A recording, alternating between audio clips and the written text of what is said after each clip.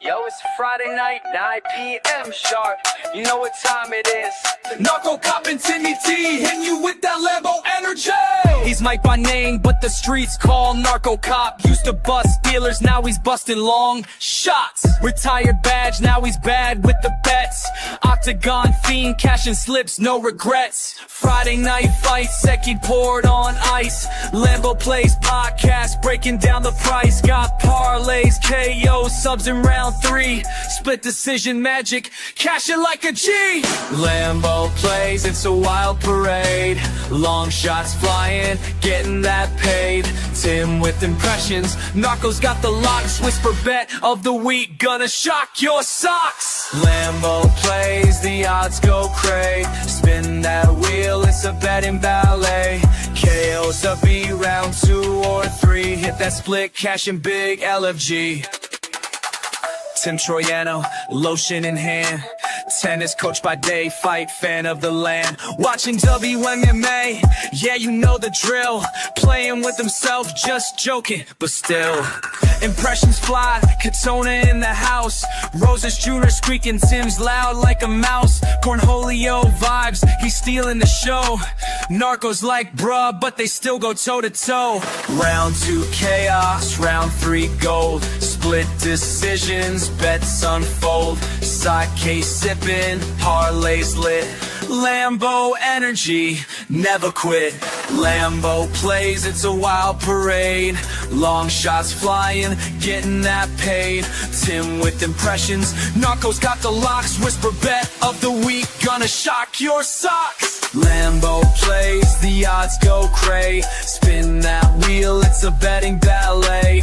KOSOB round 2 or 3. Hit that split, cashing big LFG. NarcoCop, Timmy T, Friday nights, yes. A Lambo plays podcast. When long shots live large and splits hit harder. We out. We out. We out.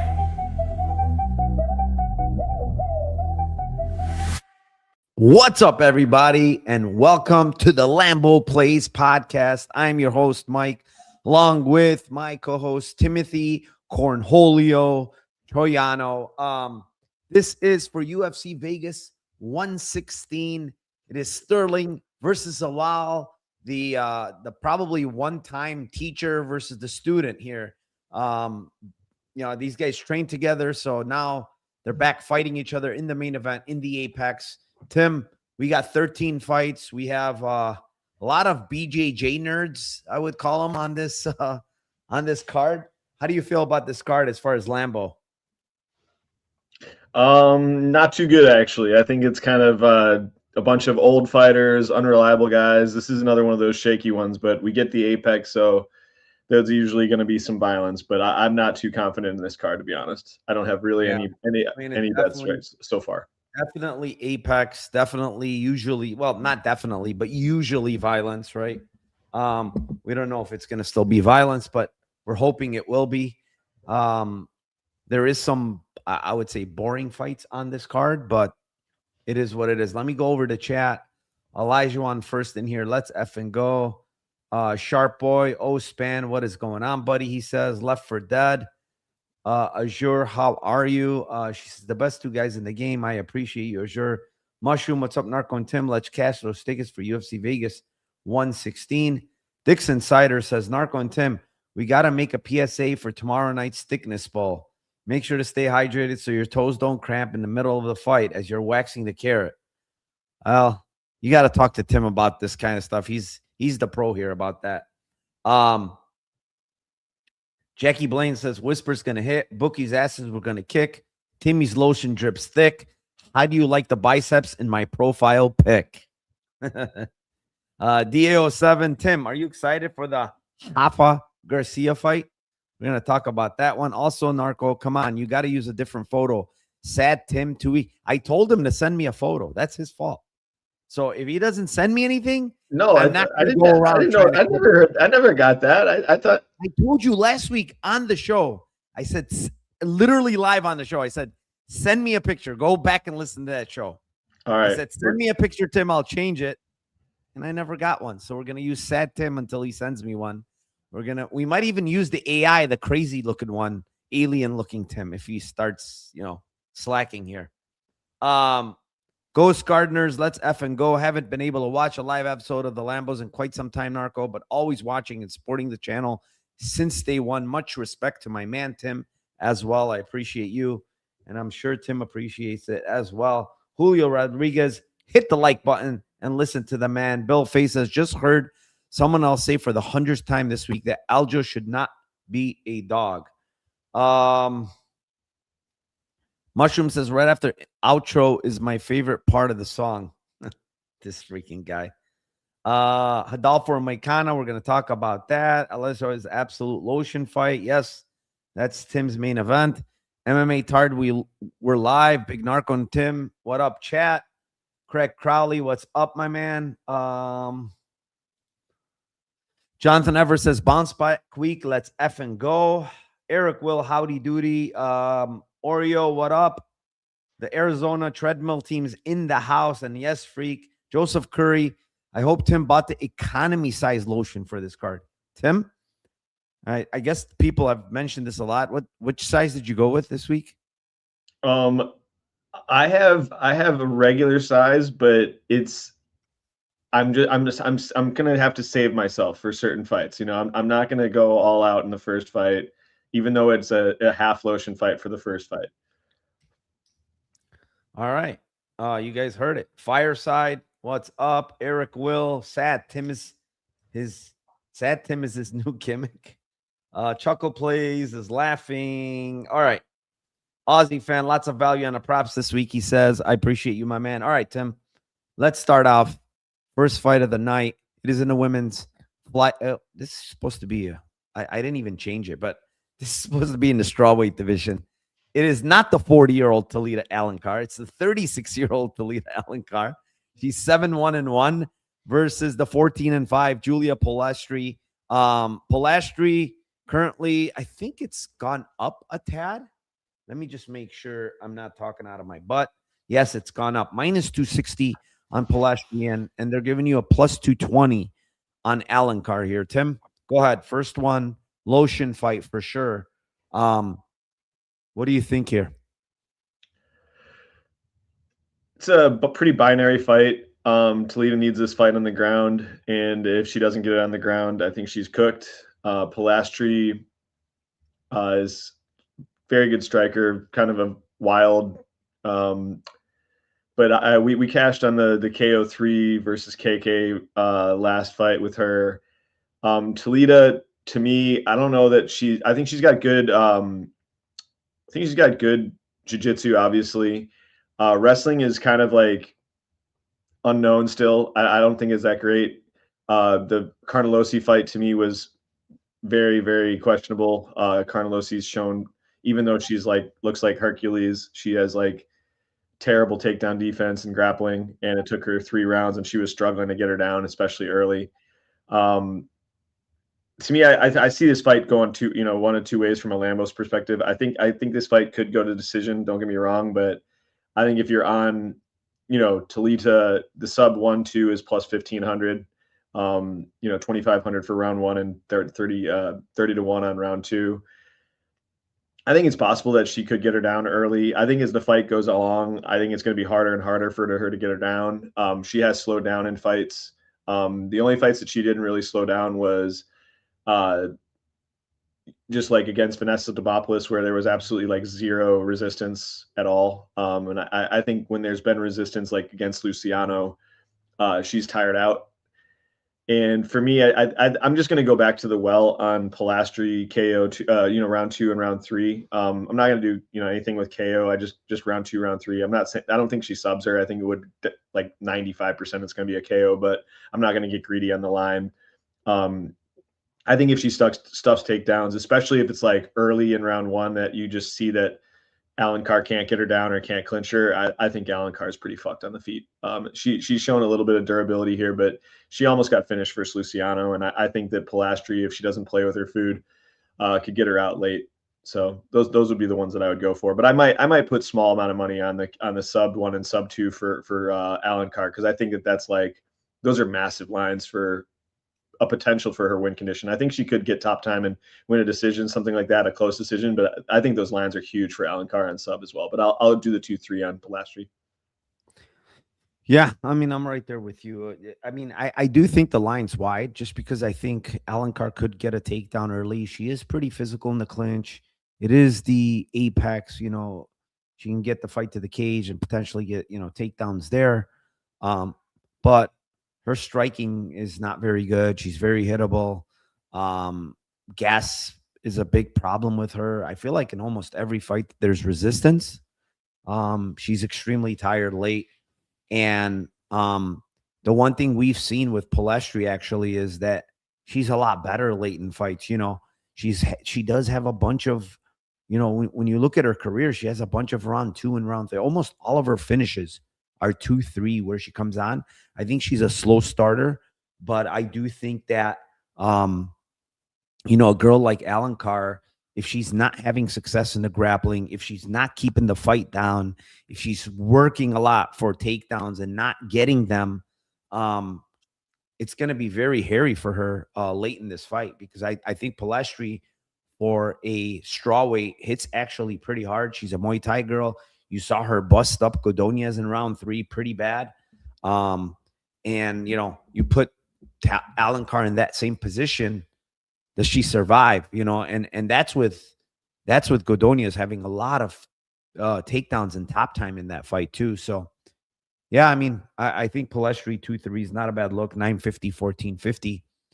I will also shout out, honestly, Alencar round 1 sub at like 25-1, just because, if she gets her down, she's a type of girl that does hunt for submissions, and I know she doesn't really have them in the UFC, and it's that's why it's 25-1. But she got it last time against Carnelossi late. I could see a world where she could, maybe get something early and get close. And yeah, 25-1 is not bad, because for a fact that she's going to try to grapple, right? So I don't think it's the worst look here to play that 25-1. All right, we got nothing in chat, I think. Steve Harvey says that she'll probably survive via flopping to her back and over and over in round 3. I mean, it could happen. It could, for sure. Moving on, fight number 2. It is in the welterweight division. It is the 20-12 Max Griffin versus the 13-4 Victor Valenzuela. Currently, Valenzuela we're looking at, I think it's come down a little, -140, and the comeback on Griffin at +120. I will kick this one off. I'm back and forth on this one, because Max is 40. He's clearly slowed down. He's getting very tired. And these last couple of round 3s, he got subbed against Michael Chiesa in round 3. Michael Chiesa, not really known for a guy that does well later in fights, and somehow, got an easy takedown, got to his back and subbed him. Victor is, he was on Contender Series. He got knocked out against not Michael Morales. The Brazilian, what was his name? Let me get his name here, because I think that guy's a stud too. But he got dropped many times in that fight against Michael Oliveira. And I don't think there's a lot of shame in that. He landed some good shots on the feet.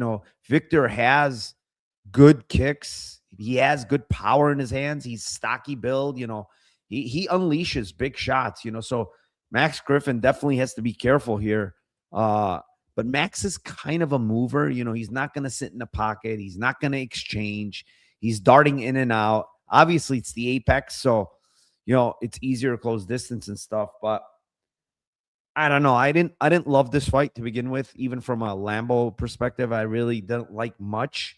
I lean Victor Valenzuela here just because of the youth, and Griffin's probably around done, maybe a couple more fights.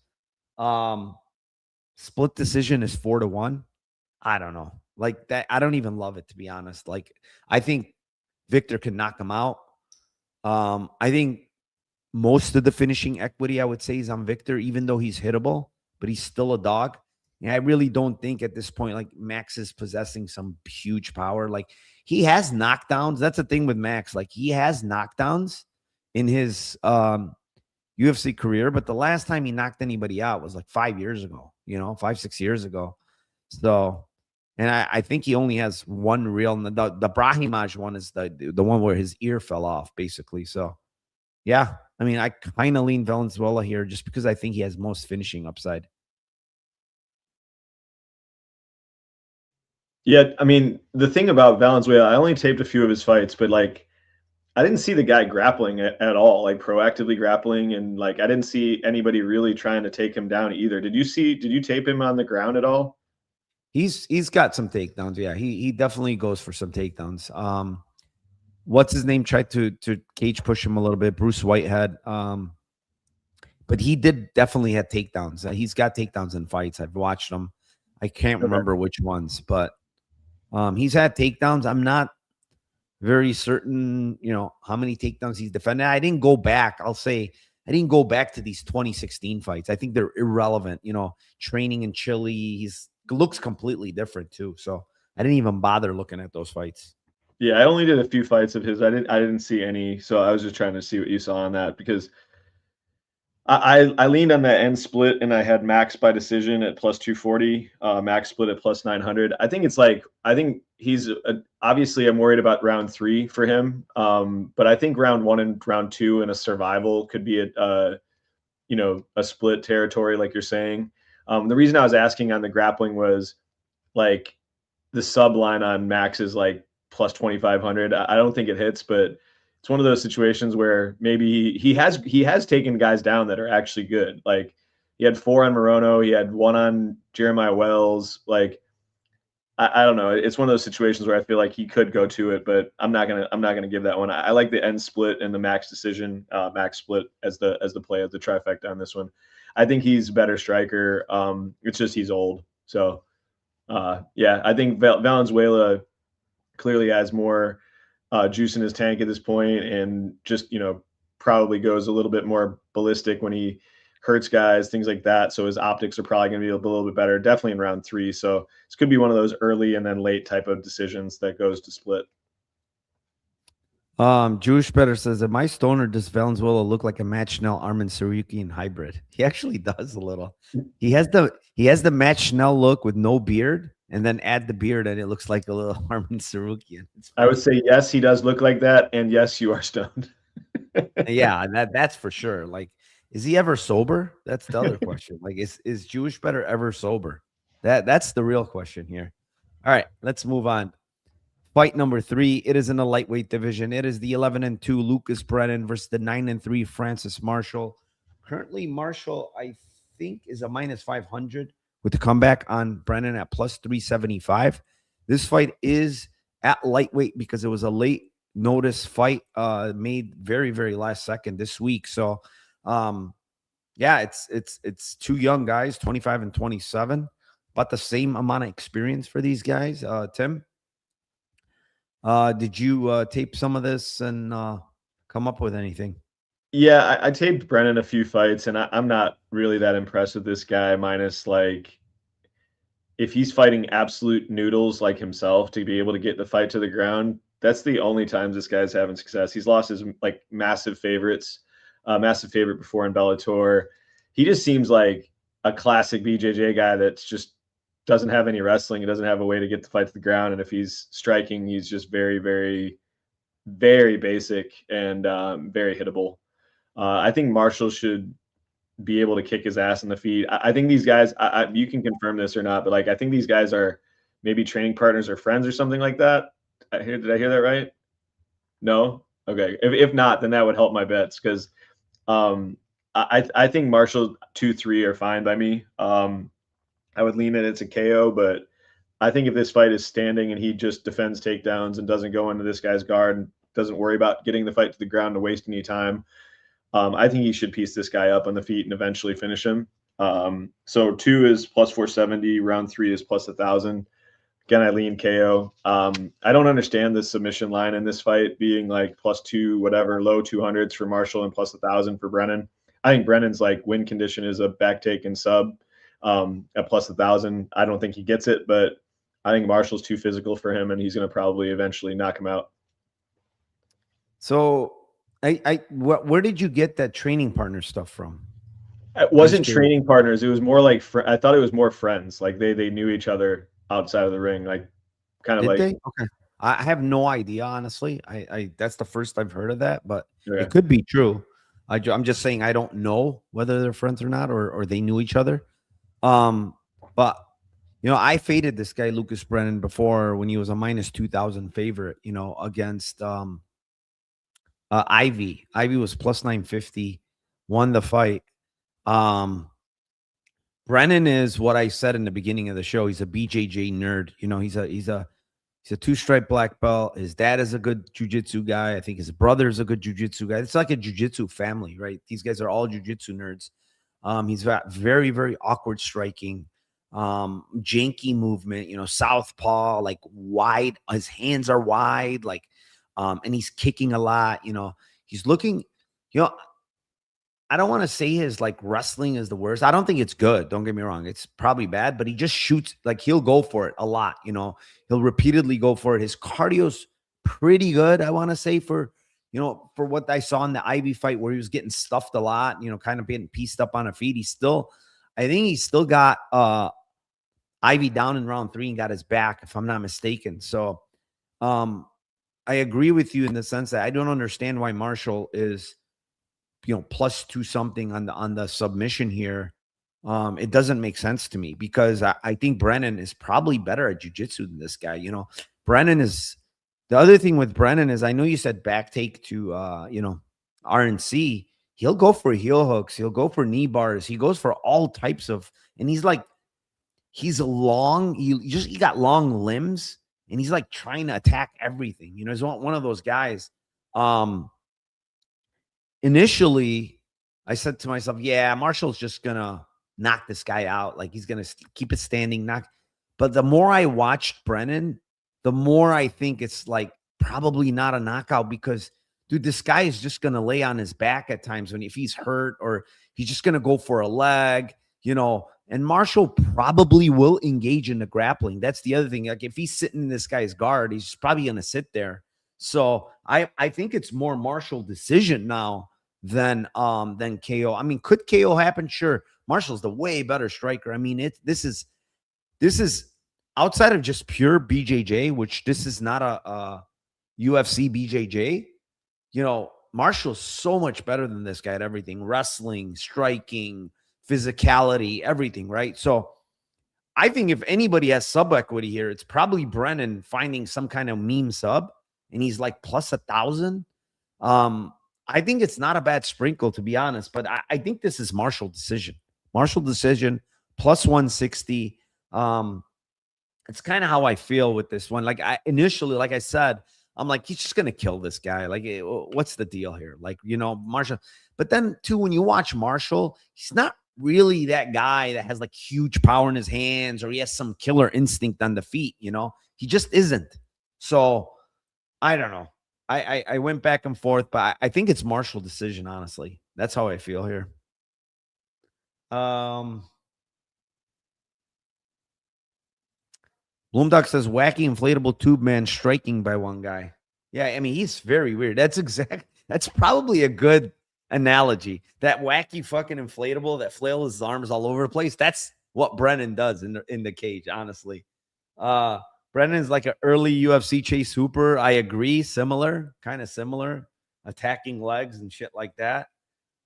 Tim says +3,000 cycle. Polastri. Okay, we'll talk about that later. That's the Lambo parlay section. All right. Let's move on. Next fight. It is in the bantamweight division. It is the 17-10-1 Cody Durden versus the 17-4 Jafel Filho. Durden currently, I think this line might have came down. Nah, -650, +475, basically the same. I will kick this one off. Like, listen, Durden, I said this on my show, on my breakdown show, just come out and swing, bro. Like, you're taking this on super short notice, right? You're filling in. This is like a 40 notice for Durden.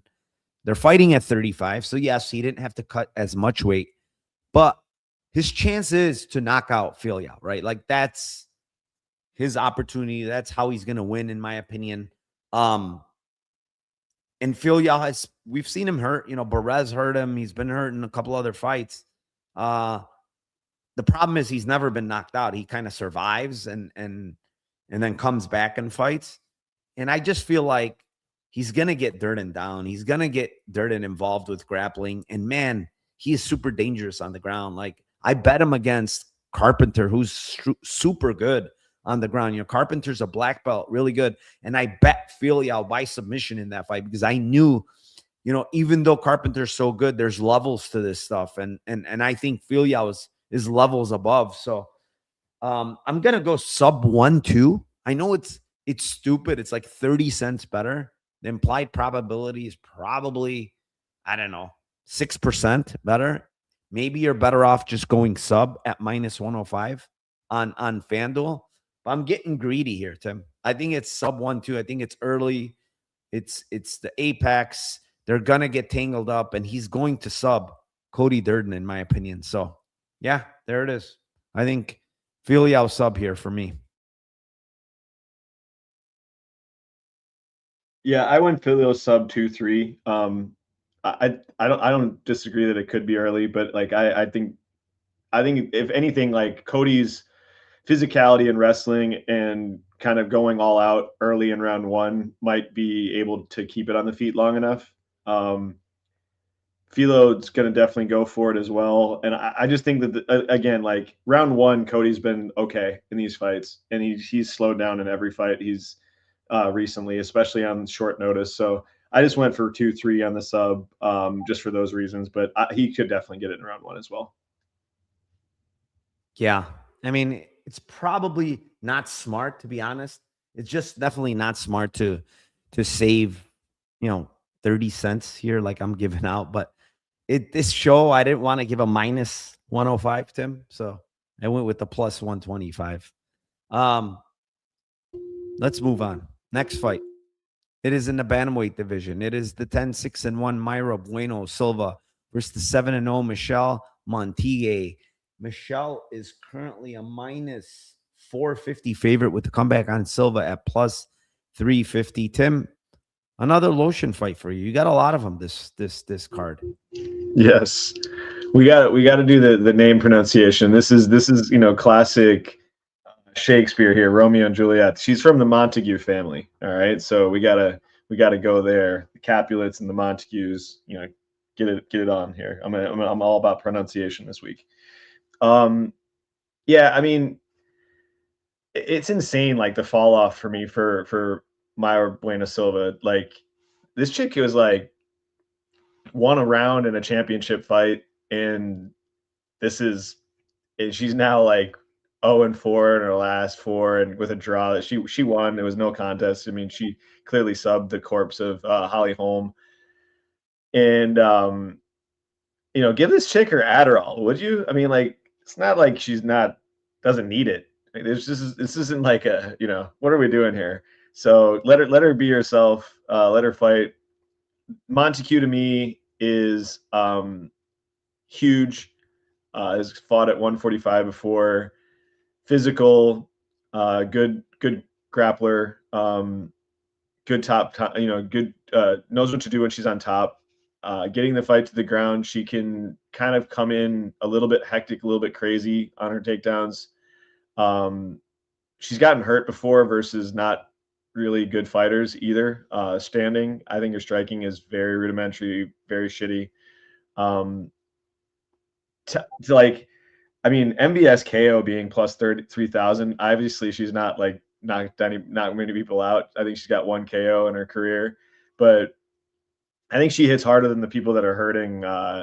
Was it Montez that hurt? I can't remember the chick, but I think it was Abby Montez that hurt her Montague bad with a body shot. And I don't know, man. I just think plus 3,000 is kind of stupid on Mayra Bueno Silva. Her ITD is 9-1. I think I just can't see her winning a decision, Silva.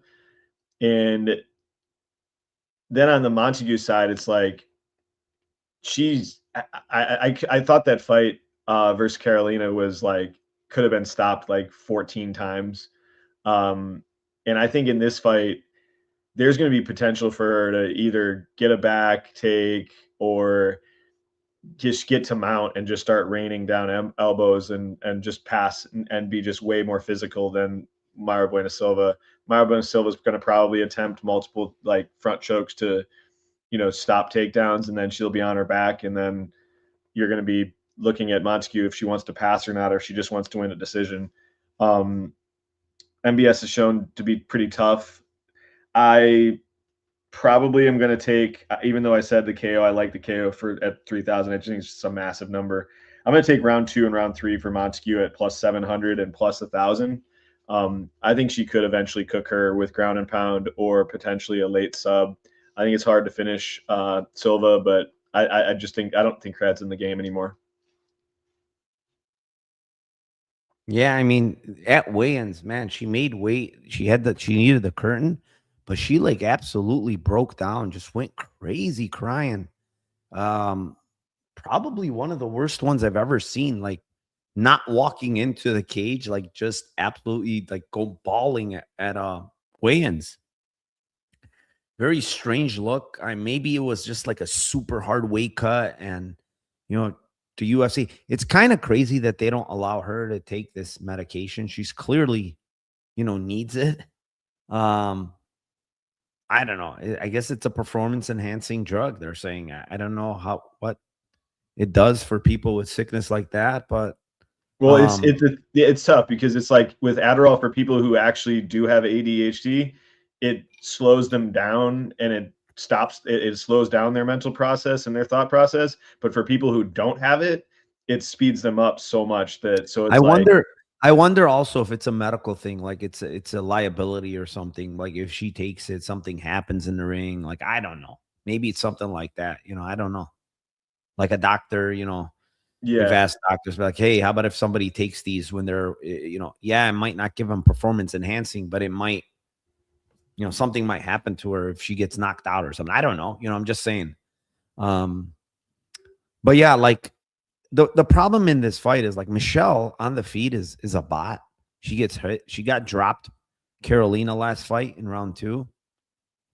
But the issue is Mayra Bueno Silva is just, I don't like her takedown defense, man. It's guillotines. It's not the best takedown defense. She's very flat-footed, which makes the takedowns even easier.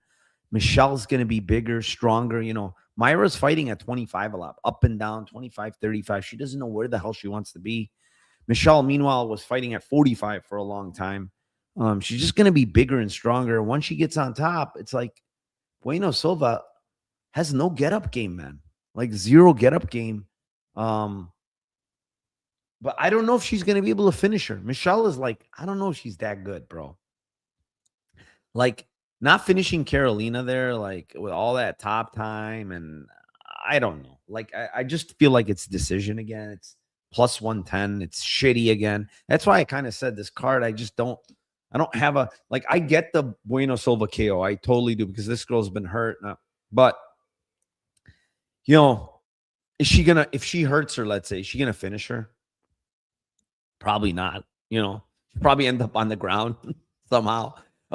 Michelle's shooting for a takedown, and guess what Mayra is going to do? Instead of defending a takedown, she's going to pull a guillotine, right? End up on bottom, and Michelle survives then. So I mean, 30-1, how wrong could you be, right? But I think it's Michelle decision, plus 110. I hate this fight. I hate a lot of fights on this card. Let's move on. Next fight, it is in the middleweight division. It is the 10-4 Cedriquis Dumas versus the 6-2 Jackson McVey, and McVey is currently a minus 185 favorite with the comeback on Dumas at plus 160. I will kick this one off. At first I'm like, man, Jackson McVey probably going to go in there, push Dumas in the clinch, knee him, elbow him, potentially knock him out. But then I watched Dumas, and he is kind of tough. He's not easy to just get out of there. And McVey is not like the biggest hitter. His power comes obviously from his elbows and knees. I think if he gets in that position where he elbows him a couple times, he knees him, Dumas probably is going to shoot and try to get a takedown and put himself in some kind of front choke. We saw at faceoffs, Jackson McVey, even though it says 6'2" to 6'2" here, McVey is probably 6'5". Like I saw, he's got a big height advantage on Dumas. And I think the front choke is there. We saw Dumas absolutely give up twice with submissions. Frem fight, he absolutely gave up. And last time against Johnson, he absolutely gave up the submission. So I think if he's threatened by any kind of front choke here, and Jackson McVey has long arms, he's got good front chokes, I think he's going to get subbed. So give me Jackson McVey by submission at plus 260 here. Honestly, I'm pretty confident in this take, which is weird because I don't think Jackson McVey is a good fighter. Yeah, I like the same thing. I like the sub 1 and sub 2 as well. Plus 500, plus 2,000, sub plus 260. You want to get super greasy, you can take Darce at 25-1 and Anaconda at 51. Those are definitely live in this fight. Those are what you're talking about as well. I don't think it's a guillotine, so just go to MGM for those. Yeah, I'm going to be betting those as well. So I like those. I think Dumas is never a guy I'm going to back ever. And this is Trailer Park versus the Inner Ghetto here. If I had confirmed that Dumas was training in the doggy crate again, I would bet it even bigger, but we'll see. Yeah, I mean, how can you trust Dumas, I don't think you can. Let's move on. Next fight. It is in the heavyweight division. It's in the middleweight division. It is the 10-4-1 Eric McConico versus the 11-4 Adolfo Vieira. And currently Vieira is a minus 305 favorite with the comeback on McConico at plus 255, Tim. This one's yours.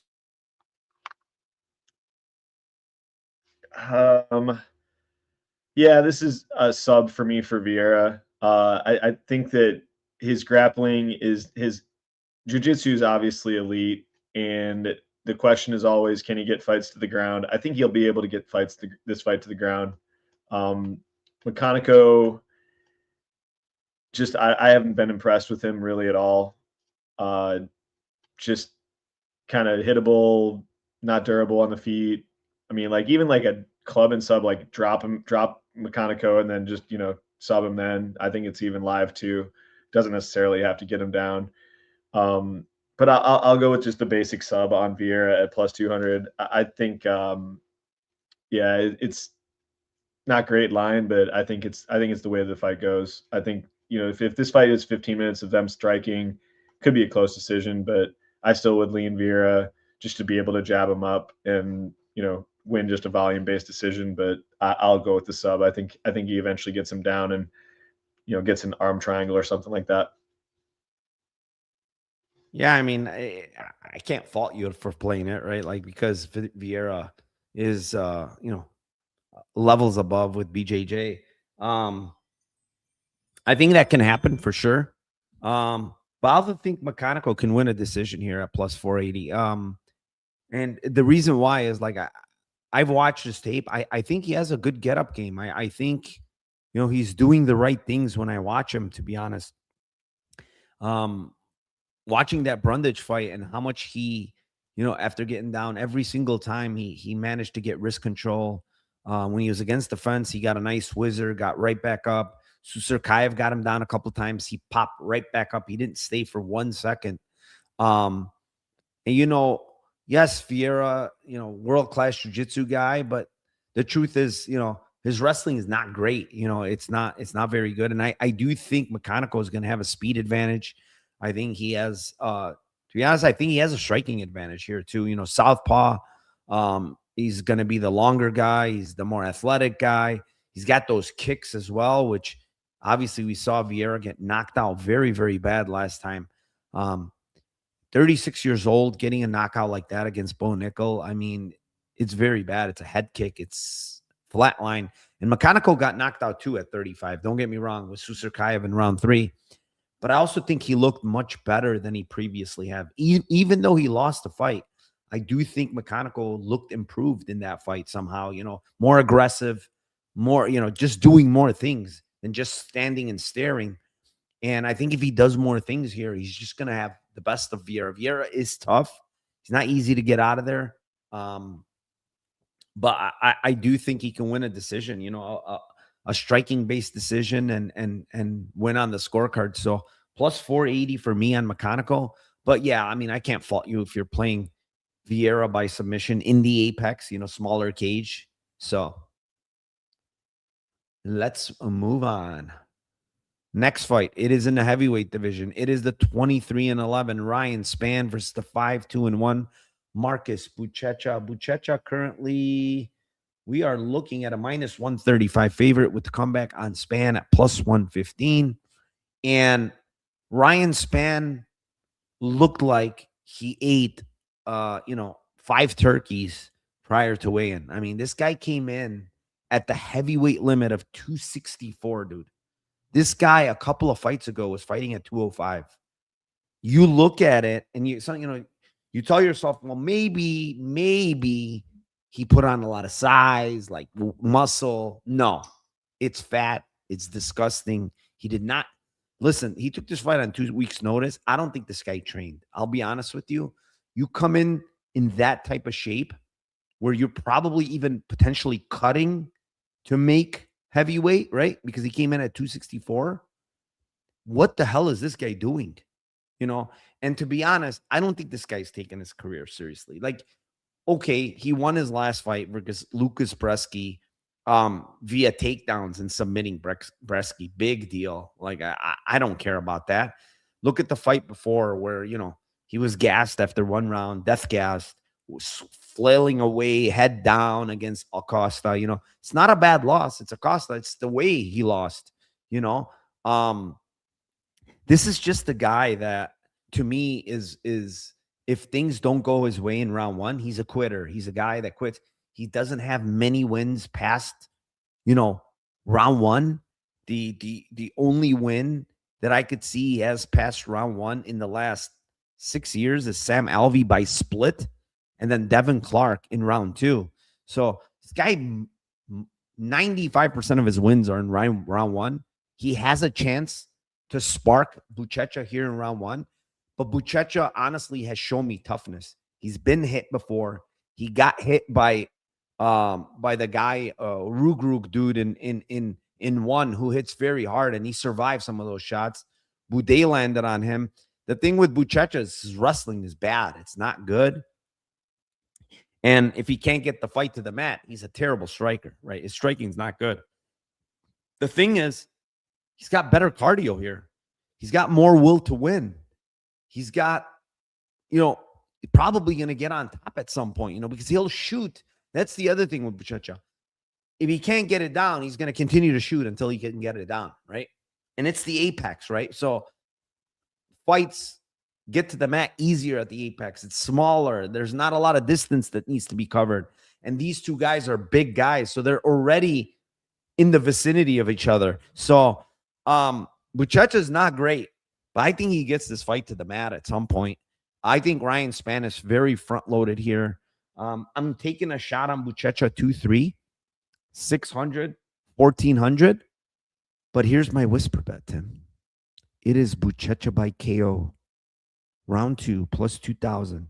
Buchecha by KO, round 3, plus 4,000. What do you have? Yeah, man, I love it. Those are great picks. Definitely greasy as hell. He's got the thing for me. I ended up going on just the Buchecha sub at plus 180, and the sub 2 at plus 850. Just the sub alone would be my basic pick, but I think, like you said, I think it could be round 2. I don't know if this fight gets to round 3, I'll be pretty surprised, to be honest. Just because we've just seen Ryan Spann just give up way earlier, and I also think Spann could knock out Buchecha in round 1. Spann's takedown defense historically is him going for his guillotine, high elbow guillotine, and he's just extremely good at it. And I just don't know that that's going to work in this fight. Be surprised, very, very, very surprised if it does. Yeah, I just think it's a Buchecha. I like you said, it could be a situation where Buchecha gets a really advantageous position and just goes for ground and pound. So I think that could happen really in any round. So I don't hate your plus 2,000 and plus 4,000 on KO 2 and 3 at all. I think it's a great look.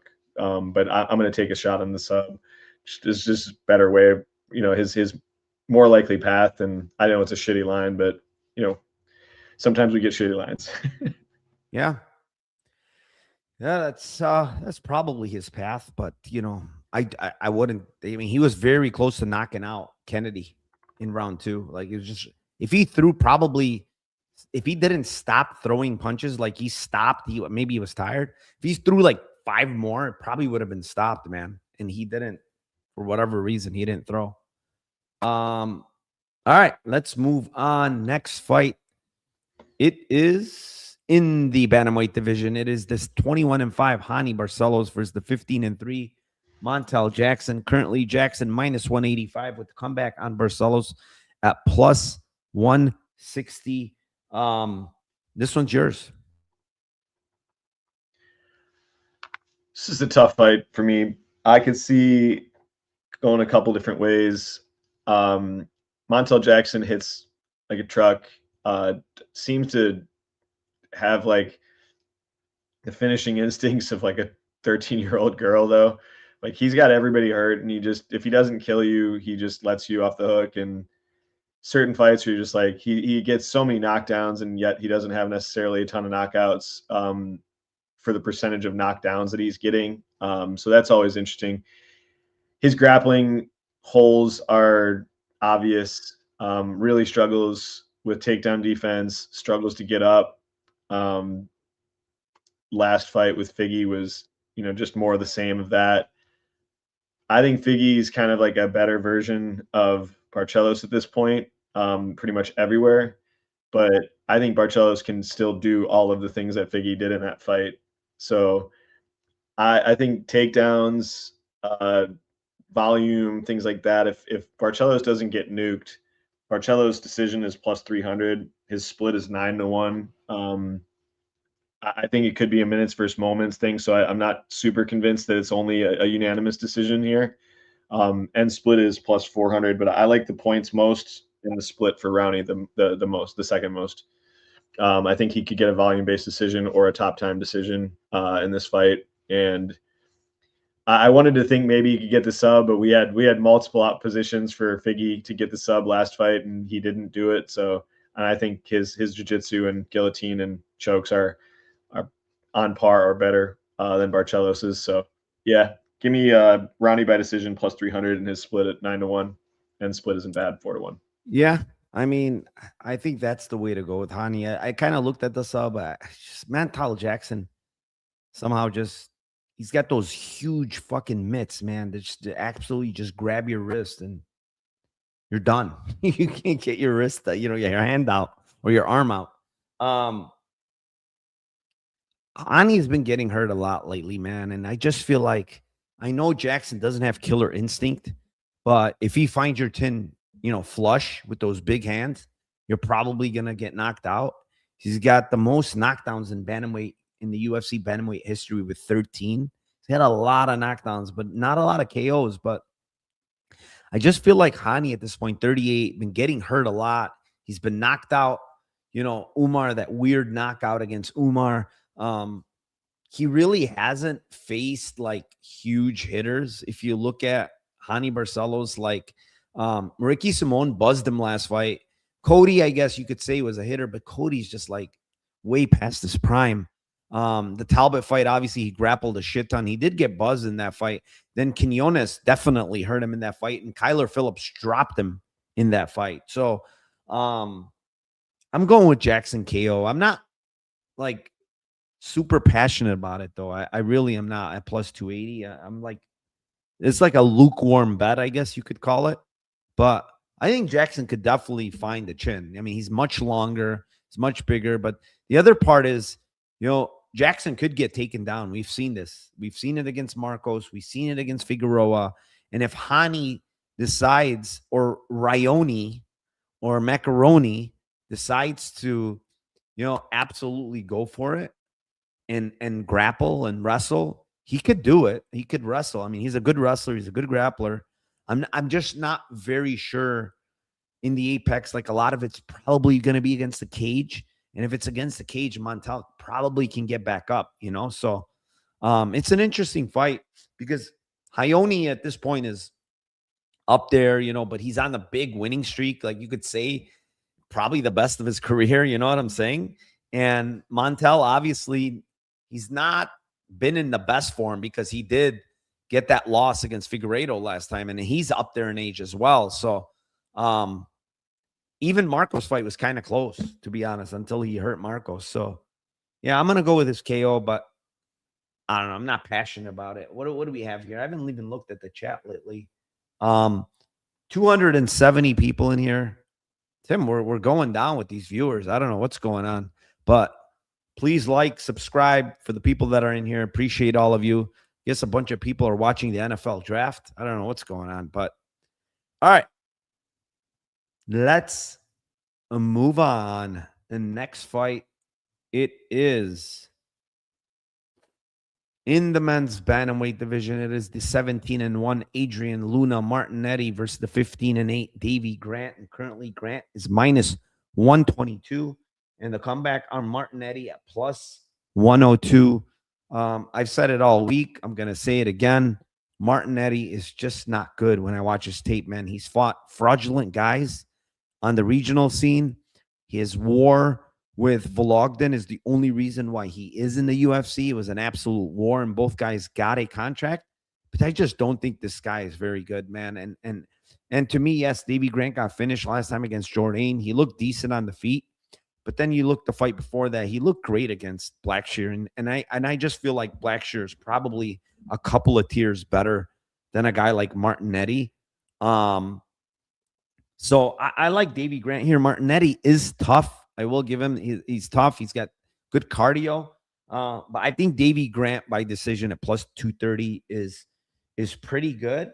And I would not discount a Grant submission at 15-1. I would not take that off the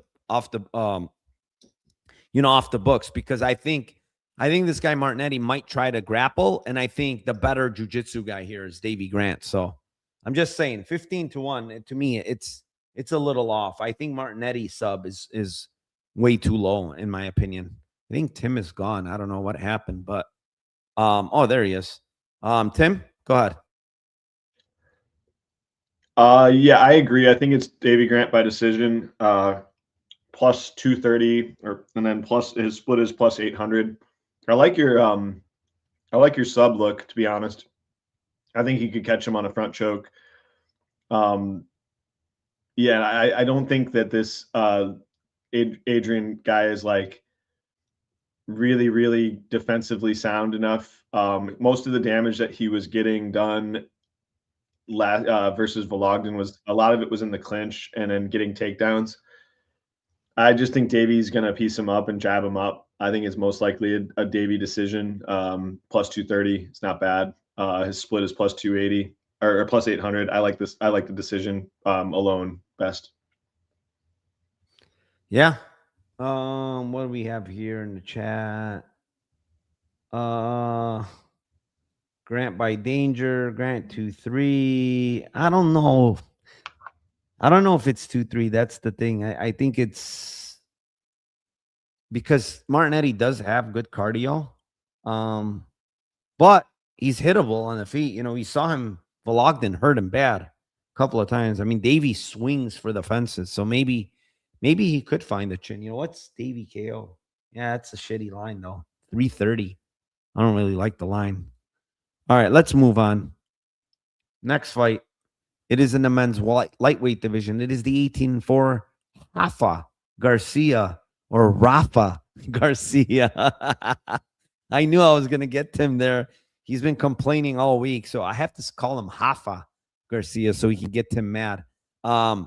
Against the 18-8 Alexander Hernandez, and currently Hernandez is minus 125, and the comeback on Rafa Garcia is plus 105. Tim, go ahead. You got this one. Give us your take on Rafa Garcia. Yeah. My take on Hoffa, number one, is if we're gonna call him Hoffa, we have to call Ryan Spann high-end Spann. Like we're just gonna it's gonna be the new thing. He is for now, he is high-end Spann. Next week we got Hobart Buchecha. What do we call Rayoni? Not Howney. Hyoni. No, we can't call him Howney. Hyoni because he switched to the Mexican side, and this guy has Okay. switched to the Brazilian side. There we go. There we go. Yeah. Mexicans don't have that. They have that Rafa going for them. So yeah, this is I have two that are, one that is I think is much more likely than the other. But I saw a line and I'm like, there's just my spidey sense is going off a little bit on this one.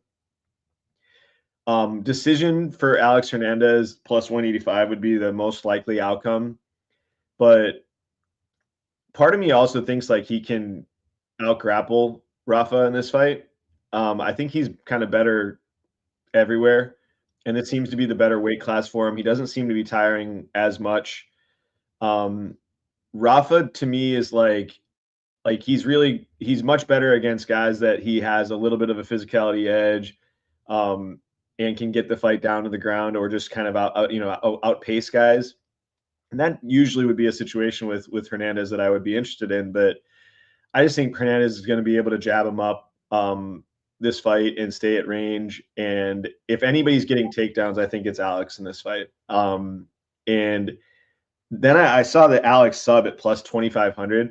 Like if he gets him down, like what's his Rafa versus Grant Dawson, like instantly turns his back. Like every time. You don't see him grappling like all the time, but both times that he got him down, it was just instantly turning. He's like flips over, just gives his back up every single time. Like I know Grant is elite at jiu-jitsu and getting those positions on guys, and he ended up getting, a TKO instead of the sub, but my spidey sense is telling me if he takes him down, if he does grapple, I mean, he's gotten takedowns versus OAM. Like he's gotten takedowns versus like really good grapplers and good physical guys. I think Alex could take him down, and the giving up his back in this fight, I think it's like 25-1. I'm going to sprinkle it small. I think it's like, I don't think it hits, but it's just one of those fights where my spidey sense is saying, hey, bet the sub on this fight. It's 25-1, and he could get his back just like Grant Dawson did and take his neck. So yeah, give me that one for my whisper bet of the day. Yeah. I mean, I don't mind it, but the thing is Rafa is a pretty good wrestler. He is good in jiu-jitsu. He's never been subbed. I agree with you. I think Alex probably the one landing takedowns here. I just think it's an energy waste, to be honest, because I think Garcia is going to get right back up, and I think that's just going to gas out Hernandez a little bit faster. I will say Hernandez, as a lightweight, is 15-4. As a featherweight, he's 3-4. 2 of his 3 wins are early on in his career. So make that for whatever you want, but this guy is better suited to be a lightweight. Like he should not be a featherweight. I think Hernandez wins this fight. I think he wins the early rounds, by just being faster, more athletic, better movement, better striker, just way more speed overall than Rafa Garcia. But the thing is, in that, you could say the same thing for a Holobau fight. And in round 2, Alex was given some very bad vibes, turning away. He got hurt. He ran away. Like he just wasn't looking good. He lost round 2. And then, when you look at that fight, he had to turn to wrestling to win the fight, because Kurt could not defend the takedown of his life defense on it. He's got no hips. And once he's flattened out on the mat, he's got zero get-up game, and Hernandez just laid there kind of resting, basically, if you watch the fight. Rafa is going to push a pace. He is going to come forward. It is the apex, where I think Hernandez has less room to move around, right, and skirt around the cage. I like Hernandez in this fight. I think he wins this fight, but I have to poke Garcia round 3. I'm just playing round 3. I have to poke it. It's 20-1. And his KO3 is 40-1. I have to poke it. I just have to because I think the pressure could get to Hernandez. I saw Hulabao getting to him, in round 2, and he bailed himself out with the wrestling. What happens when Hulabao shoots? When Alexander shoots in round 3 and he can't get a takedown, right? And he's sprawled on, and now he's freaking even more gassed. So I think Rafa does have better cardio of the two. That's for sure. I'm just taking a shot, even though I don't favor Rafa in this fight. I think 20-1 and 40-1 KO3 is juicy, man. It's a juicy prop. Yeah, those are great. Yeah, and I'm not even playing 2, to be honest. I just don't think Alex is going to get tired in 2. It's going to be round 3 when he's severely gassed, if he gasses, But let's see what they're saying. He says Alex Hernandez is like David Peters. Do not trust him with your money. That is crazy. That story was nuts. I don't know if you saw my post, but I know what he's referring to is a high-stakes poker player named David Peters, right? And I'm going to say this story real quick before we move on. There's a friend of mine that Dylan Lind, I actually know him. He's a really good guy. I've talked to him many times. We've met. We had dinner. He's a high-stakes player as well. And apparently David had backed him or he bought a piece of him in some tournament, and Dylan Lind did well in the tournament, and after he won whatever amount of money, he gave Peters $100K. That was his portion of the percentage, right?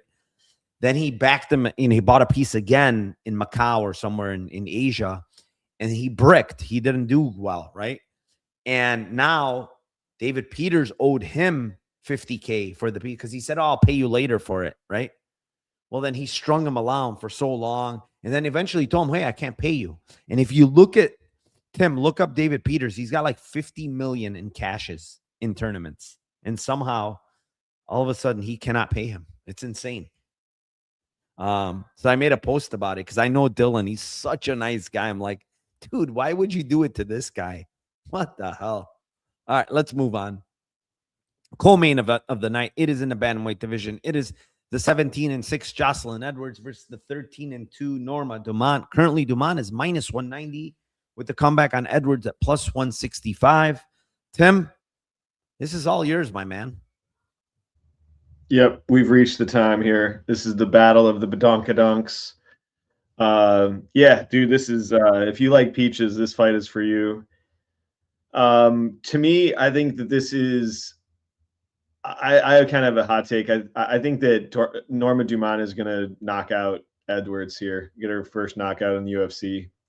She was close to getting it against Aldana. I think the striking, I think she's going to jab her up and finish her late. The KO's plus 1,300, KO 2's plus 3,500, KO 3's plus 4,000. Yeah, it's a hot take because she hasn't finished anybody, and she's usually a jab merchant, but I think she's going to put it on her and eventually finish Edwards late in this fight. I think that Edwards, we've been on Edwards in her last few fights, but like the fighters that she's beating and the strength of schedule here is just massive in favor of Dumont, and I think she's going to show levels in the striking in this fight. So yeah, give me Norma KO and KO late 2-3. Yeah, I mean, guess what this is for me, Tim? A complete pass, because I think this fight goes to decision. I just do. The lines suck. I mean, split is 4-1. I don't even think it's probably going to be. It's going to be like 20, 29, 28, or maybe even 30, 27. Dumont after watching tape. I don't know. Jocelyn Edwards, like I get her run. I mean, it looks good. The run looks good, but against who? Against who? Chelsea Chandler, Tamaris Vidal, Priscilla Cachoeira, Norma Cornell. Like, who are these wins against? They're against bad fighters, man. Plain and simple. They're bad fighters. Norma Cornell is 3-3 in the UFC. She's beaten absolutely nobody good, right? And she actually has one of her wins is against Edwards the first time around, right?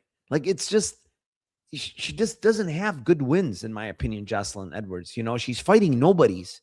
And, you look at Dumont, and at least she's fighting. And even though I think she lost last fight against Vieira, right, which I do think she lost, she's fighting high-level girls at 135.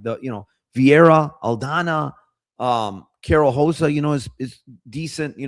Chiesan, she lost to, but they're just better fighters. You know what I'm saying? Than the girls that Edwards is fighting. Would I lay this price with Dumont? I wouldn't. I just wouldn't, because she fights too close. She fights too damn close, and it's WMMA. I want nothing to do with this fight, honestly. Pass. Nada. Nothing. Now, if you want to put something on because you like what you see, that's another story, Tim. All right. Main event time. It is in the featherweight division. It is the 25-5 Aljamain Sterling versus the 18-5-1 Yusuf Zalal. And now it's Yusuf Zalal minus 141 with the comeback on Aljamain at plus 121. So there's been some money on Zalal. Probably after face-offs, he looked, a decent amount bigger than Aljamain Sterling. But, I think that's the case with Aljamain almost in all of his fights, because he's moved up to featherweight. I didn't love anything, honestly, on here, but I do think Aljamain's very live for submission early. I think he can get to the back. I think he can get takedowns. His sub 1-2s plus 1,000. I think that's when he's going to find it, if he finds it, when he's fresh. The later this fight goes. Now, I will say, this has to be said. The later this fight goes, everybody seems to think it's Zalal. We haven't seen Zalal in a 5-round fight. I've seen him in a 3-round fight against Cater running a marathon in round 3. You know what I'm saying? He was absolutely running a marathon in round 3, running away, basically. He does have better cardio of these two guys. It's just from what I've seen on tape, he does. But also, Aljamain fight against Evloev was very impressive. 3 rounds of hellacious grappling, and he kept the pace. He almost won that fight, quite honestly. Like, he doesn't fall off his back. I've said this over and over this week. Like, he probably wins that fight in round 3. He falls off the back and ends up losing the round because of that. So, Sterling 1-2 submission is 1,000. Maybe, what's his sub straight up? Because it's 460. What is it? Plus 460. No, that's far off. I'd rather play 1,000, honestly. Yeah, I'm just going to go with 1,000, 1-2. I don't love this bet either. I think there's potential this fight goes, honestly. Everybody seems to think this doesn't go just because of the dynamic of Aljamain potentially getting the back, or Aljamain getting tired from Yusuf Zalal's get-ups and Yusuf getting him later. So what do you have here, Tim? I have Aljo sub plus 460, sub 2, 20-1, sub 3, 22-1. I think he's probably going to, in round 1, I think you could get it, but I think that he's going to try to kind of save his energy for taking him down later in this fight. More than anything, that's why I lean 2 and 3, but the sub at plus 460 is not bad. Just the best. This is just one of the best back takers, and I definitely think that. Topuria had 5 sub attempts against Zalal when he fought him. I think Blackshear got his back. I don't think he necessarily will have an easy time surviving the chokes with Aljamain on his back. I think he probably would be better off just going full guard and losing the round than trying to get up in some of these situations. Aljo is just so athletic at getting the back, and once he gets the back, you're pretty screwed. I think that the grappling of Peter Yan is better. When he's on the ground, he knows what the fuck to do, and I just think that Sterling for me is elite in those positions. So yeah, give me a sub for Aljo. Sub 2 is plus 2,000. Sub 3 is plus 2,200. But sub alone is plus 460. I think it's good enough for me. Yeah, I don't blame you. I'm trying to be greedy, I guess. It's gonna be an interesting fight because Zalal has, he's got a lot of confidence coming into this fight. I'm listening to his interview. The guy's just cracking jokes and laughing and this and that. And, they used to train together, and, we'll see what happens. This training stuff, I'm not going to take into account anymore. Like, it just doesn't matter. People don't go full bore. They don't throw as hard. They're wearing bigger gloves. They're all kinds of stuff. They're wearing shin pads. It's just not the same.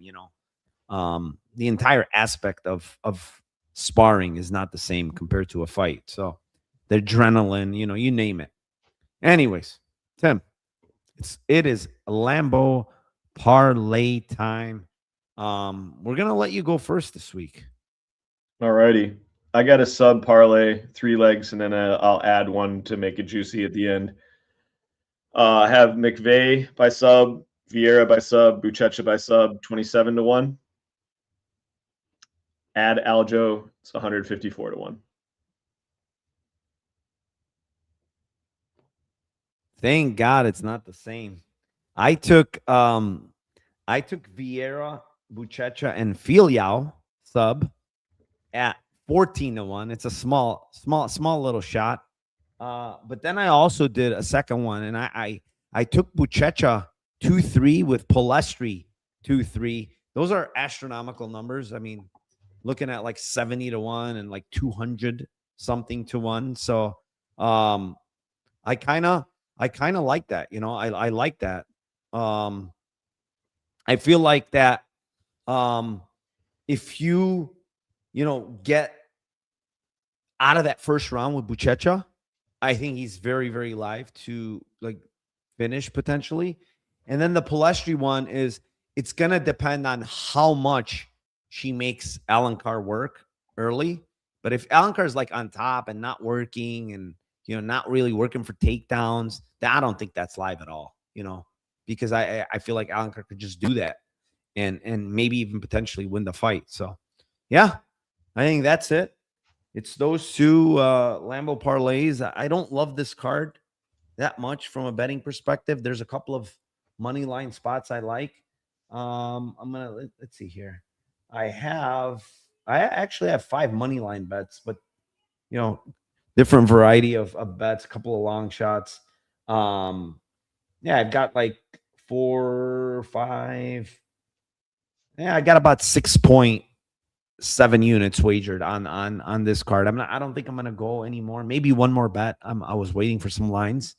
But that's it. The free Discord is down below. I'm up 30 units this year, all on every single play is tracked. We have the best Discord out there. Yesterday for the NFL draft, absolutely cooked. There were so many good plays given in the Discord with the NFL draft. It was incredible. I won 4 to 5K on the NFL draft, but there was others that won like an absurd amount of money in there. There's some really sharp guys. I mean, that's the thing with the Discord is, people giving out plays in these channels, but there's really, really sharp guys in there that get a lot of information. A lot of these guys do it professionally, but they're still in the Discord because, they're in other sports, but, they're there for combat sports, and honestly, it's a great community. Tim is a part of the community. I always say it. I don't really talk a ton about the Discord like this, but I'm telling you guys, if you are serious about betting, if you're serious about making money, then it's the best 25 you can ever spend. Like for a betting perspective, it's $25. We got live betting every UFC card that we do great in. And it's the Discord has grown like astronomically lately. So everybody's loving it. Everybody's, we're making money together. So I appreciate each and every one of you for being here today. Please hit the like, subscribe to the channel, notifications, keep those notifications on. They really, really help me out. Also, Tim, I'm going to leave the floor to you. You got anything for the people? No, not this week, man. Thanks for the support as always. All right. I appreciate each and every one of you. Have a great night. Good luck tomorrow. And let's cash these tickets for UFC Vegas 160.